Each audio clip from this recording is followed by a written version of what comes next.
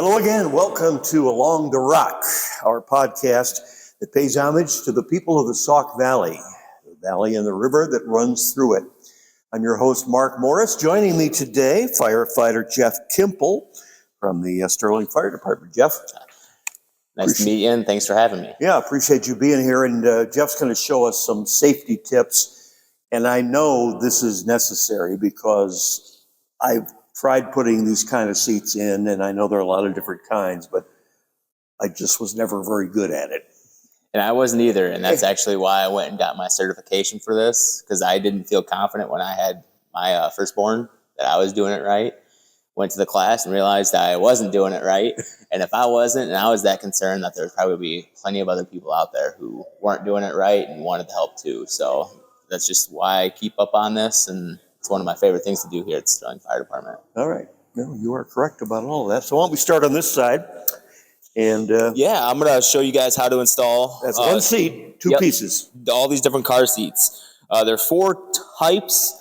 There's it's basically a rear-facing car seat with a base.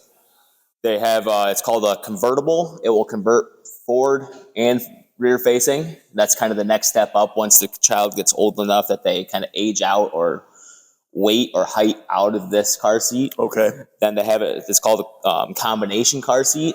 I think of it, they taught us in class, of booster car seat. So that's where you go from like that 5-point harness in a forward-facing car seat to where you can take that 5-point harness off and it turns into a booster seat. Sure. And then, save some money at the same time. Exactly. And then there's just the regular booster seat itself. But what we got on this side of the car today is just a rear-facing car seat with a base. Okay. Almost every single car seat out there that I've seen that's rear-facing like this has a base with it. So it's easy enough. You install the base, that stays in with the car, and then you can carry your kiddo around as they sleep in here or in and out of the house. Right. Okay.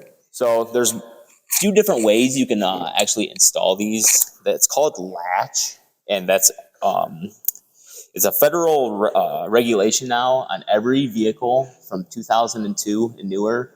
Like my truck out back is a 2002, but it was made in 2001. So Okay. I don't have, there are little anchors is what they call them. And that's part of the latch system is lower anchors and tethers for children is what it stands for. You'll see on a car seat that if you can feel in here and feel these little bars, there's going to be one on each side of each car seat, and there'll be a little car seat symbol right above it showing you where they're at because they're hard to see. So if you don't see that, most likely your car's going to be a little bit older. It's going to be before 2002, and you won't have those. Okay. That is where these anchor straps will connect into. But if you're like me, my car doesn't have these, so how do you actually install the car seat? Yeah. Is you just use your regular seat belt. A lot of people like the lower anchors. It's a lot easier to install the car seat this way. It's just 2 little clips. But the seat belt is just as safe, just because think of that seat belt holds me and you. It can hold a little baby in a little plastic car seat. Sure. So what you do, you line it up. Every car seat's a little different, so you have to kind of tell where the leveling system is, and they'll tell you, there'll usually be a line saying, keep this level with the ground. So you want that to be parallel. So when it's sitting in the car seat, you want it to be sitting kind of about like that. Because if they're sitting too far forward, an infant of this size doesn't have control of their neck, so they're going to be kind of suffocating themselves. So that's kind of how you judge exactly where you want that perfect angle to be for a car seat. Yeah. So you install this base first. So again, I'm going to search for where these little anchor clips are, and I'm just going to put this over, and you'll hear it clip into place. Easy to feel. Easy to feel. Then you can hear it too. And then you go to the other side, clip that in, you hear it clip. So now where all that weight's going to be for a child is going to be into the butt of the car seat. So if you were looking at this, I'll uninstall it to show you guys.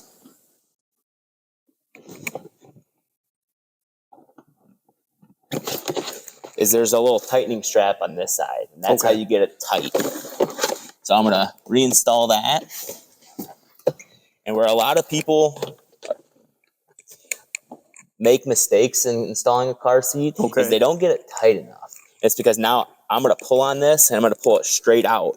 And I'm not really making any progress and it's still super loose.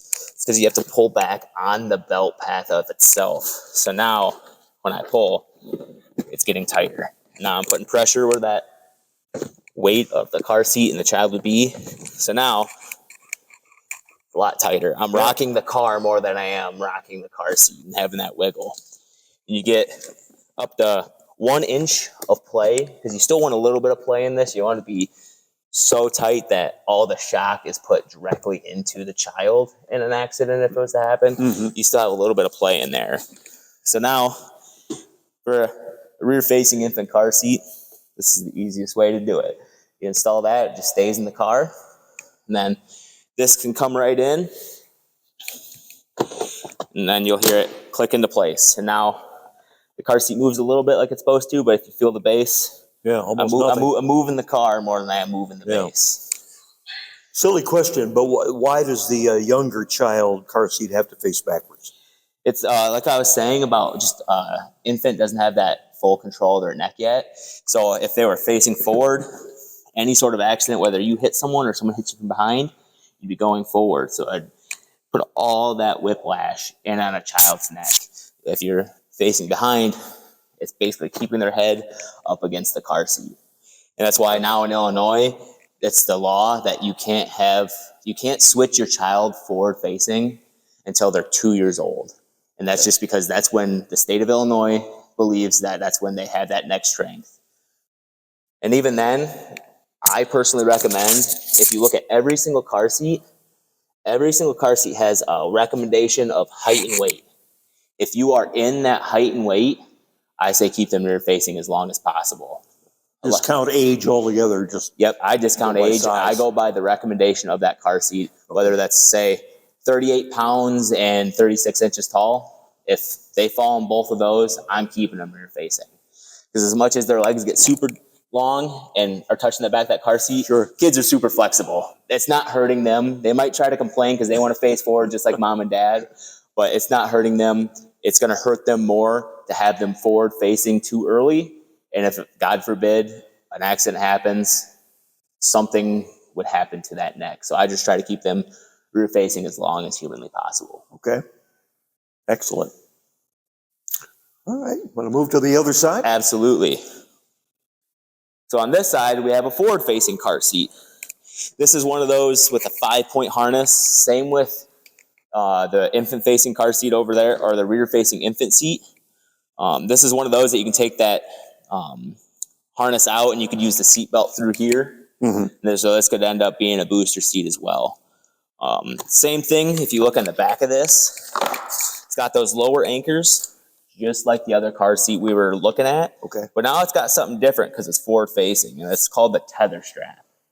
If you remember earlier when I said it's called the latch system, right? It's the lower anchors and tether for children. So it's more strength.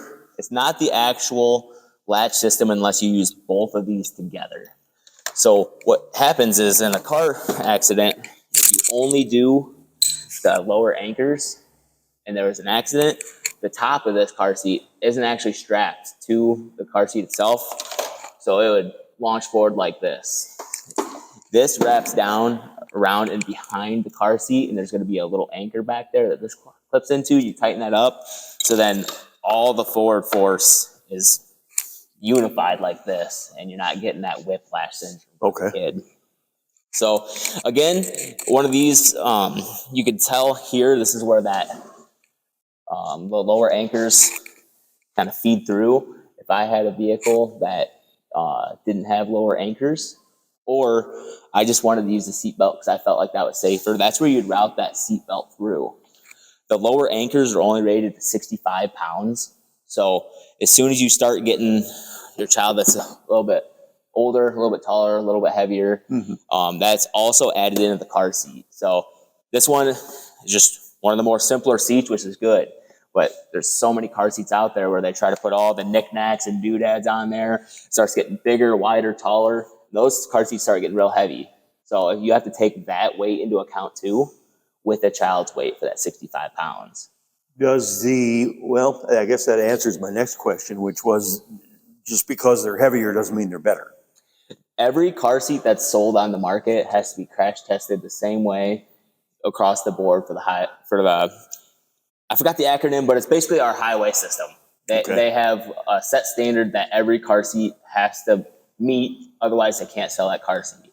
What you're paying for is all the amenities that you would like. So like this one's going to have more cushion. This one's got, if this was forward facing, it's going to have a latch that you can hit, and it's going to turn your kid towards you so it's easier to get them out. It's going to have something at the rear facing to tilt them back farther, and it's going to have a bar for them to rest their feet on.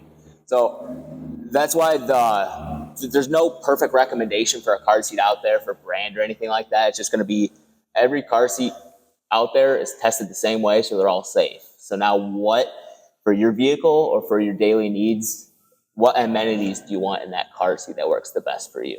Okay. So we're going to install this one with the anchors again. So we're going to put this in here, and what I always recommend everyone to do is to put this through the headrest first, because otherwise you're going to get this super snug and tight, and this is going to be stuck behind there, and you're going to have to uninstall it to get this back out.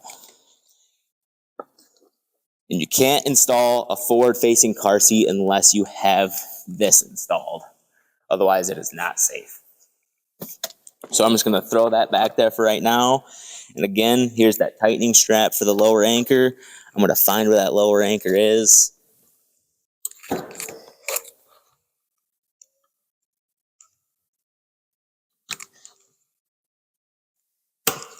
And you heard that clip into place. Yes. Reach across, do the other side. Sometimes this could be hard, so I got to crawl way deep in these cars. So that can be the problem too, and someone as big as myself has to crawl in the backseat of a really tiny coupe. Yeah. And I don't have enough slack right now to reach that anchor, so I'm just going to loosen this up.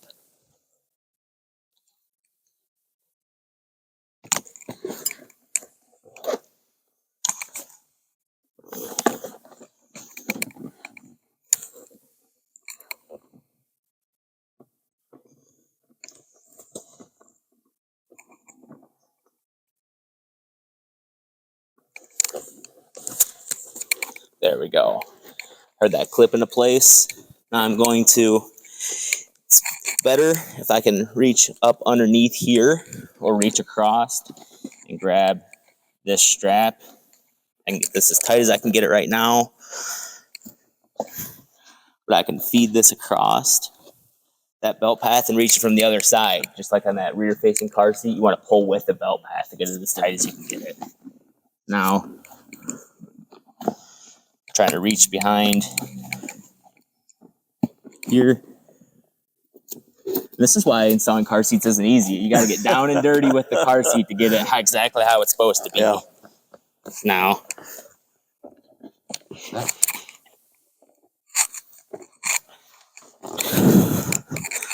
so the bottom itself is tight. So now I need to clip that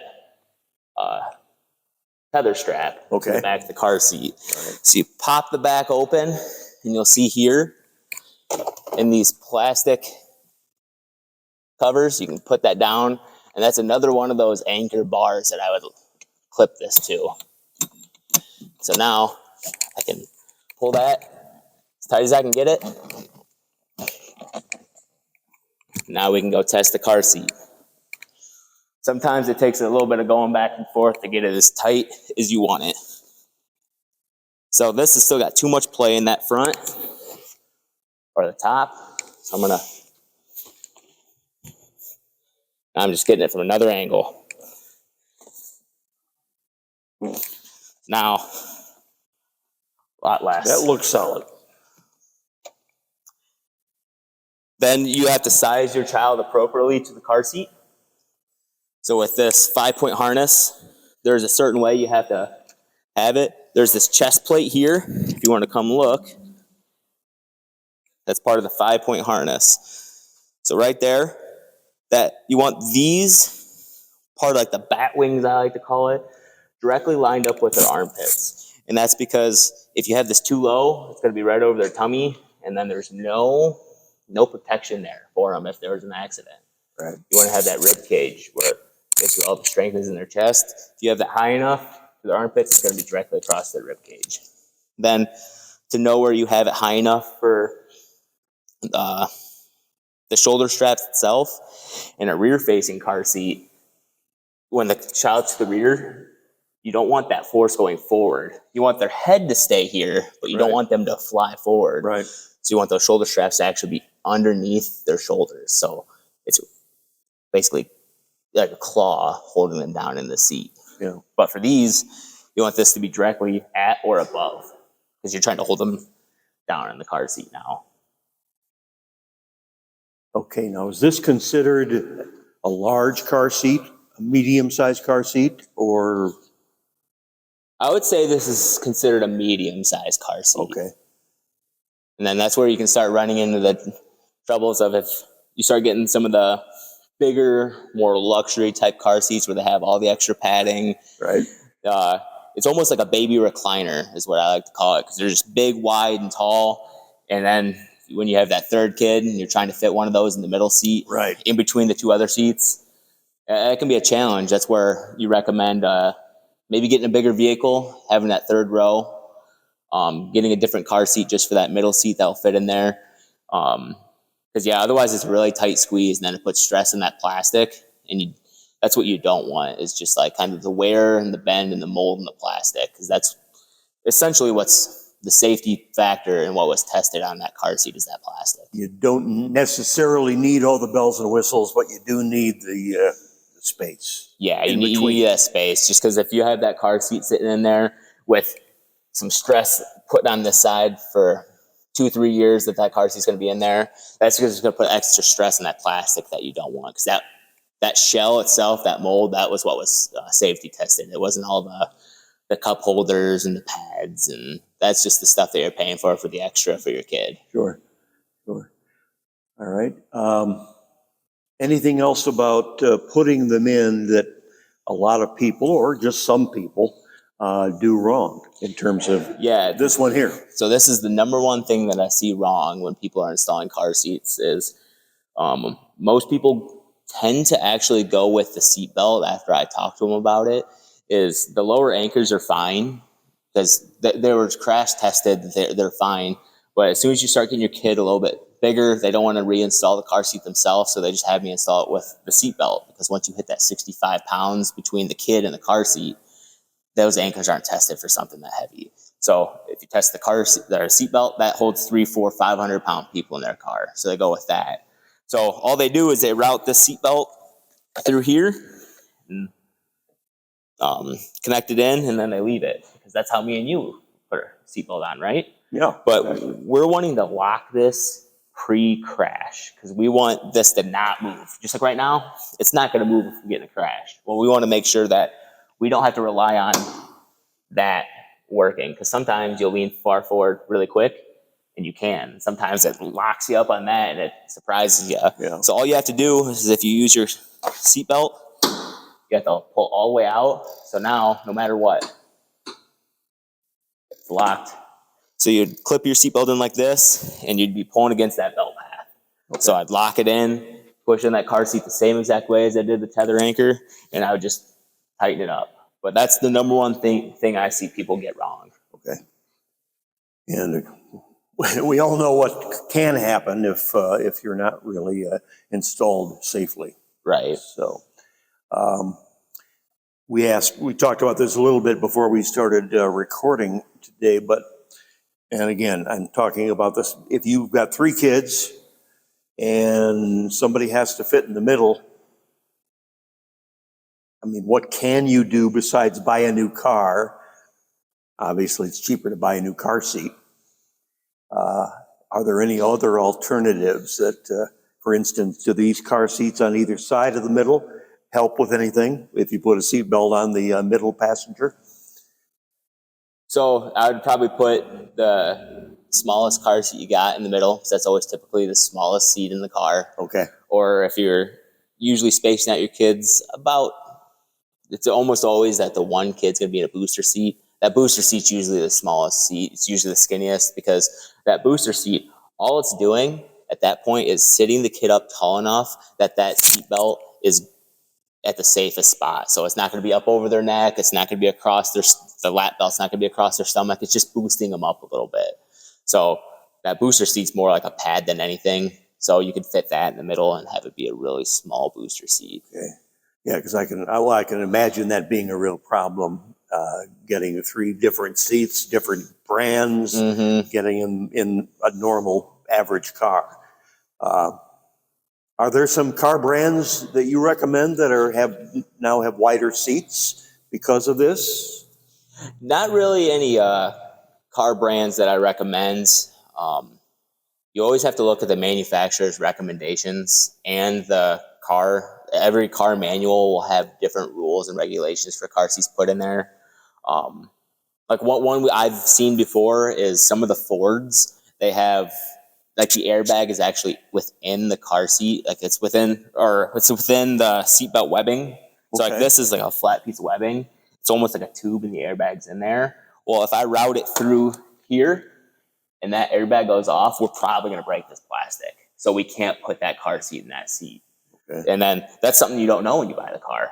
Or that's something that if you don't know too much about car seats, you don't know. So I always recommend everyone bring in their manual for their car seat, and they'll tell you what you can and can't do with it.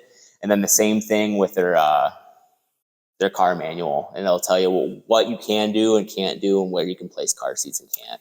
Jeff, you mentioned again before we started taping today that there are car seats, and there are many brands of car seats, many different looks, sizes, et cetera, et cetera. You also mentioned that there have been recalls on some. How do you find that out if you bought something that doesn't really meet the standards? You can go to Illinois Department of Transportation. You can go to the highway safety system. Almost everywhere that has rules and regulations for what you can do on the road or what you can do with car seats will have a link that can tell you. Or you can just look up your specific car seat itself. And a recall doesn't have to be scary. It could be something as simple as, oh, hey, we forgot to put this sticker on. We put the wrong sticker on. Or we retested this car seat and realized instead of 38 pounds, it can go up to 40 pounds. So we're recalling that to do something just as simple as that. But you can always find those by looking up your specific car seat model, and it'll tell you what has been recalled, if anything. Okay. And most of the time, it's at the expense of the manufacturer. They'll help you fix that problem itself. They'll ship it out to you most of the time free of cost. So the information, most importantly, is there. Yeah, the information is out there. It's just looking it up. All right, very good. Anything else you'd like to add that we haven't touched on? I want you to kind of come back over to this infant car seat. And this is something that I've been pushing really hard with our car seat program, is they call this pink sticker on the back of this car seat. Okay. It's a CHAD sticker. What CHAD I'm going to cover that up so we don't get the kids' information in there. I'll show you a blank one here in a second, but it stands for Children Have an Identity. Why it's named CHAD is because there was a young boy named Chad by Springfield, Illinois in the early 90s. He ended up getting in a car accident with his babysitter, and the babysitter passed away at the scene of the car accident. Chad himself had some pretty major injuries, but by the time they got him to the ER, they didn't know who he was to get parental consent to give him treatment. So it was delayed several hours in the ER, just trying to figure out who Chad was. Sure. He was lucky enough that his aunt worked in that ER, recognized him, and they got him the care they needed. If his aunt didn't work there, who knows what it might have happened to Chad. So we hand out what we call Chad stickers now. They're supposed to be put on every car seat, on the back of the car seat. You can fill it out with your child's name, allergies, emergency contact, the doctor, anything that we might be able to use as a first responder or in the emergency department to get better care for your child. Sure. These are free of charge. We get them from the Illinois Department of Transportation. You can stop by the Sterling Fire Department at any time and ask for as many as you need for however many car seats you have. I recommend this on every single car seat. Speaking of which, can people come in any time here, now that you've been properly trained, and get a free lesson like I've been getting? Yep. All you have to do is call the Sterling Fire Department. The number is 815-632-6680. Just ask for Jeff Kimpel, say, I need help installing my car seat, and we'll set up a time that I can help you install that car seat. Excellent. We got these stickers here. I give these away to every single person who comes in. So even if you don't want a car seat or to have it installed for you and you just want one of these stickers, stop by. I'll give you as many as you need for mom, dad, brother, sister, grandma, grandpa. Sure. I want as many of these out there as possible because I don't want another Chad situation happening. We have them in Spanish too, just in case. Sure. We know exactly what's on these lines. We know what to look for if, God forbid, something was to happen in a car accident. We know to look at the back of the car seat to get that information. And we also have these Chad stickers now for bicycle helmets. Okay. So we extend further than just car seats. We're here for overall child safety. And then we have other information here to help you just guide your child throughout the years of their car seat. So if you come here and they're an infant, I can give you these that you can refer to along the way of when to upgrade them to the next seat, what age, what height, what they need to be able to do to be able to level up. Mm-hmm. So we hand out a bunch of education and a bunch of different resources to try to keep your child as safe as possible. Right. Good information. Appreciate it. Thanks, Jeff. Thank you. So, want to thank Jeff for making himself available to us for this time, and want to thank the crew, as always, for making this show possible at all. I'm Mark Morris. Hope you can join us next time on The Rock.